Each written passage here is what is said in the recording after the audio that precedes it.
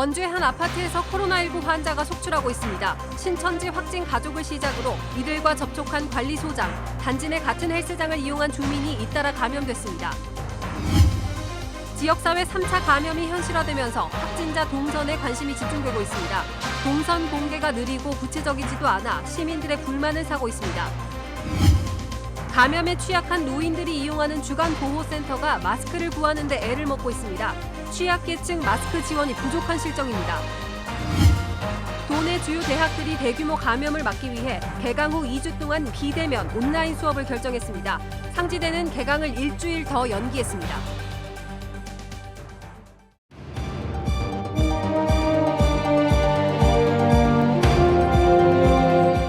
안녕하십니까. 뉴스데스크 원주입니다.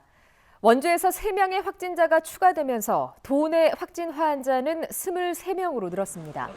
원주의 경우 10번째 확진자까지는 신천지 신도이거나 그 가족이었지만 추가된 3명은 신천지 신도가 아닌 일반 시민으로 3번째 확진자와 같은 아파트에 사는 주민과 관리사무소 직원이었습니다. 시 군별 확진자는 원주 13명, 강릉 5명, 춘천 2명, 속초 2명, 삼척 1명까지 모두 23명입니다. 이 가운데 3명은 완치 판정을 받아서 퇴원했고 기저질환이 있는 1명을 제외한 나머지 환자는 비교적 양호한 상태입니다. 원주에서는 한 아파트에서 코로나19 환자가 속출하고 있습니다. 최초 확진 환자인 신천지 신도 가족 외에 앞동에 사는 부부, 관리사무소 소장까지 발병한 건데요. 특히 앞동 부부는 최초 확진 환자와 대화조차 하지 않은 것으로 드러나 아파트 내 3차 감염이 현실화하고 있는 것으로 우려됩니다. 조성식 기자입니다. 650여 세대가 살고 있는 강원도 원주의 한 아파트. 방역 차량들이 단지 안을 돌며 소독약을 뿜어냅니다. 이 아파트에선 사흘 전 첫 확진 환자가 발생했습니다. 신천지 신도인 50대 남성의 일가족 3명이었습니다. 그리고 어제 앞동 주민인 70대 남성이 확진 판정을 받았고 오늘은 앞동 주민의 부인 그리고 아파트 관리사무소장 등 2명이 추가 확진됐습니다. 조사 결과 아파트 관리소장은 최초 확진자인 신천지 신도 주민과 지난달 20일 입주자 대표회의에서 대화한 것으로 드러났습니다. 나를 비롯해서 서너 사람 썼나? 절반은 다 안 썼지. 정치가 좀 나타났어. 열이 나고 기침을 하고 그랬어요. 소장은. 하지만 어제 확진된 앞동의 70대 남성은 최초 확진자와 대화한 적이 없고 단지 내 시설인 헬스장에서 마주친 게 전부였습니다. 감염 경로로 지목된 이곳 헬스장은 지난달 26일에 폐쇄된 상태이며 확진자와 비슷한 시기에 이용한 사람들에 대한 추적 조사가 이루어지고 있습니다. 헬스장에서 함께 있었던 것만으로 감염된 걸로 추정되자 아파트 주민들은 극심한 공포에 휩싸였습니다. 이 동네 아주 다 뚝뚝해가지. 이 상권이 오이고 다 죽고. 그래서 시골로 내려가려고. 그런 사람들 얼른 못 가요. 이에 주민들은 방역 당국이 최초 확진자 동선을 파악하는 과정에서 아파트 내부 동선은 조사하지 않은 게 문제라고 지적합니다. 실제로 공개된 최초 확진자 동선을 보면 외출해서 들렀던 곳들은 상세히 나오지만 아파트 단지 안으로 들어오면 자택으로만 표시될 뿐 더 이상의 정보가 없습니다. 아파트 내 헬스장뿐만 아니라 지하 주차장이나 엘리베이터 등에서 감염자와 접촉한 사람이 적지 않을 것으로 추정되면서 주민들은 입주민 전체를 확인해달라고 요구하고 있습니다. MBC 뉴스 조성식입니다. 이제 원주의 코로나19 감염은 2월 16일 신천지 예배를 벗어나기 시작했습니다. 이른바 지역사회 감염이 시작되면서 확진자 동선에 관심이 집중되고 있는데요. 동선 공개가 느리고 구체적이지도 않아서 시민들의 불안감을 키우고 있습니다. 권기만 기자가 취재했습니다. 원주에서 처음으로 신천지와 관계가 없는 확진자가 나왔습니다. 확진자와 같은 시설을 이용했거나 밀접 접촉해 코로나19 바이러스에 감염된 겁니다. 시민들의 관심은 자연스럽게 확진자와의 접촉 가능성을 가늠할 수 있는 동선에 쏠리고 있습니다. 원주에 코로나가 지금 심각하게 확진자가 늘고 있어서 저희가 문자로 동선 확인이 되면 그런 데는 뭐 잘 안 가게 되는 편이고 외출도 삼가하는 편입니다. 원주시가 발표한 확진자 동선입니다. 이동 장소와 시간이 차례대로 나열돼 있는데 중앙시장 활보 등 구체적인 정보를 알기 힘든 경우도 있습니다. 지금은 조금 빨라졌지만 초기엔 확진자 동선 공개에 2, 3일씩 걸리면서 시민들의 원성을 사기도 했습니다. 일반 음식점이나 이게 폐쇄나 이런 부분이 걱정된다면 일단은 올려주고 역학조사 끝난 대로 추가로 올려주겠다 이렇게 해서 동선을 확인하려는 시민들이 몰리면서 원주시 홈페이지는 수시로 접속이 제한되고 있습니다. 하지만 감염 분야 전문가들은 확진자 동선에 대한 과도한 불안감을 경계하고 있습니다. 같은 시간 같은 장소에 있었더라도 밀접한 접촉이 없었다면 감염 가능성은 낮다는 설명입니다. 동선이 이제 겹치더라도 밀접 접촉자로 분류가 되지 않는다면 큰 문제가 되지 않고 같은 시간 같은 공간에 아주 밀접하게 있지 않은 경우에는 전염되는 경우가 극히 드물기 때문에 특히 확진자들이 다녀간 장소는 이미 방역이 완료돼 추가 감염 가능성은 거의 없다고 덧붙였습니다. MBC 뉴스 권기만입니다. 코로나19가 확산되면서 경로당이나 노인복지시설은 대부분 휴관에 들어갔습니다. 거동이 불편한 어르신들이 이용하는 주간보호센터만 운영되고 있는데요. 어려움이 이만저만이 아닙니다. 김형호 기자가 보도합니다. 강릉 시내에 있는 한 노인 주간 보호센터입니다. 마스크를 쓴 어르신들이 차에서 내려 건물 안으로 들어갑니다. 휠체어를 타거나 부축을 받아 이동할 정도로 모두들 몸이 불편합니다. 이곳에 오는 어르신은 평소 20명이었는데 코로나19 사태 이후 3명은 센터 이용을 중단했습니다. 센터 측은 소독과 개인 위생에 신경을 쓰며 어르신들을 받고 있는데 매일 출퇴근하는 형태여서 감염 우려에 애를 태우고 있습니다. 기저질환이 있으신 어르신들이 많기 때문에 감염에 많이 노출이 돼 있고요. 자체적으로 마스크를 구매를 해서 제공을 해드리고 싶지만 돈이 있다고 하더라도 지금 구할 수가 없는 상황이고. 코로나19 확산으로 강릉 지역 노인복지시설은 오는 8일까지 휴관에 들어갔고 학교들도 개학이 3주 연기된 상태입니다. 하지만 노인 주간 보호센터는 휴관을 하면 지원금을 받지 못할 수도 있고 어르신들도 센터 이용을 희망하고 있어 휴관 조치는 이루어지지 않고 있습니다. 지자체들은 지난달 노인 보호시설별로 100개 안팎의 마스크를 지원하기는 했지만 안정적 공급은 어려운 실정입니다. 마스크를 사갖고 배부를 하라고 시설별로 취약계층이라 마스크를 살 수가 없어요, 저희도. 노인 주간 보호센터는 강릉에만 32곳에 500여 명이 이용하고 있고 강원도 전체로는 147곳에 달합니다. 건강이 취약한 어르신들인 만큼 감염 예방을 위한 세심한 대책이 요구됩니다. MBC 뉴스 김영호입니다. 춘천은 분구하지만 무려 6개 시군을 하나로 묶은 선거구 획정안. 도내 여론은 한마디로 참담하다인데요.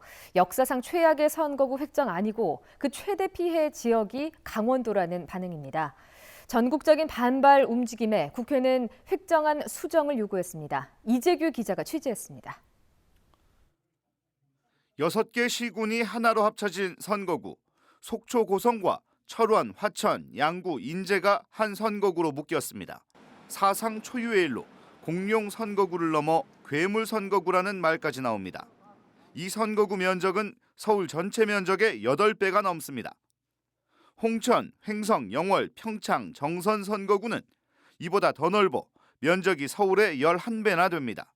인구 수만을 기준으로 하는 이런 선거구 획정은 지역 분권과 균형 발전이라는 정책 기조에도 역행하는 것이라는 비판이 당장 나옵니다. 총선 때마다 상식 밖의 선거구 획정으로 커다란 소외감을 느낀 강원도민은 더 이상 참을 수 없는 수준에 이르렀다. 개정 선거법이 인구에 대한 기준도 정해놓았지만 농산어촌 지역 대표성도 반영하라고 명시해 놓았는데 6개 시군을 합친 선거구가 어떻게 나올 수 있느냐는 겁니다. 도내 국회의원 7명도 국회에서 기자회견을 갖고 춘천 분구와 도내 의석 9석 보장을 요구했습니다. 그렇게 안 되면 춘천을 분구하지 말고 예전 선거구대로 8석을 유지하는 것이 차라리 더 낫다는 얘기까지 나왔습니다. 강원도를 이렇게 모조리 누더기처럼 흔들지 말고 현행대로 유지될 수 있게끔 하는 것이 저는 맞다고 생각을 하고 있습니다. 강원도뿐 아니라 다른 지역에서도 반발이 잇따르자 국회 행안위는 이 획정안을 다시 검토하라고 선거구 획정위에 요청했습니다.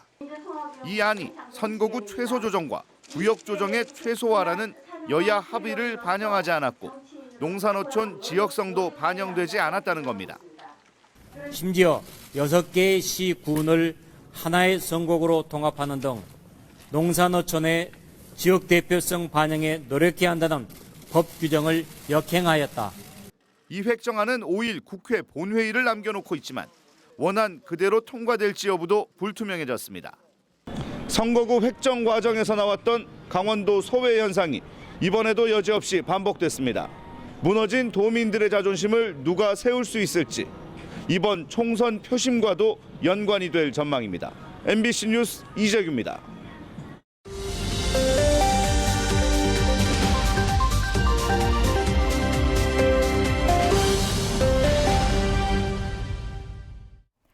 원주시 보건소 직원 3명이 역학조사 과정에서 확진자와 접촉해 격리 조치됐습니다.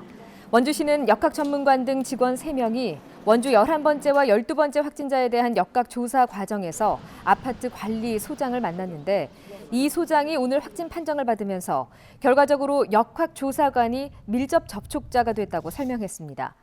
이로써 원주시 역학조사 인력은 9명에서 6명으로 줄어들어 감염 경로와 동선 확인 같은 업무에 공백이 불가피해진 가운데 원주시는 일반 공무원 8명을 역학조사 업무에 추가로 투입했습니다.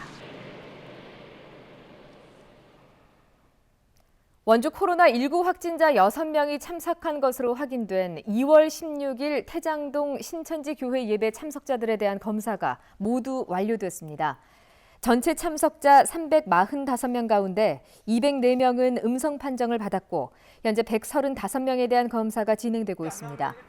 원주 지역 전체 신천지 신도와 교육생 7,016명에 대한 전수조사에서는 현재 119명이 연락이 닿지 않고 있어 경찰과 함께 조사를 진행하고 있습니다. 오늘도 역시 판매 개시와 동시에 공적 판매용 마스크가 완판됐습니다. 오늘 도내 농협마트와 읍면 우체국에는 마스크 7만 8천여 장이 배부된 가운데 도내 읍면 우체국에는 어제와 같은 양인 4만 3,350개의 마스크가 공급됐고 한 곳당 425개씩 배부돼 1인당 5매씩 5천 원에 판매됐습니다. 도내 농협마트에는 어제보다 5천여 장 줄어든 3만 5천 매가 배부됐고 한 지점당 200매가량이 배부됐습니다. 판매 개시가 오후 2시인데도 아침부터 기다리는 사람들로 북새통을 이루는 것도 여전했습니다.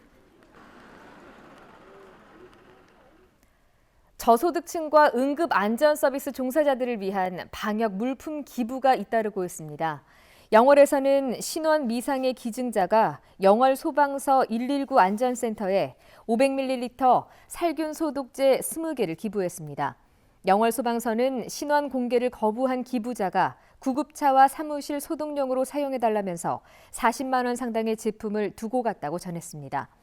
원주 기업도시 입주민의 온라인 커뮤니티인 빛나는 원주 기업도시에서도 지정면 저소득층 가구와 초등학생들을 위해 마스크 350매를 기부했습니다.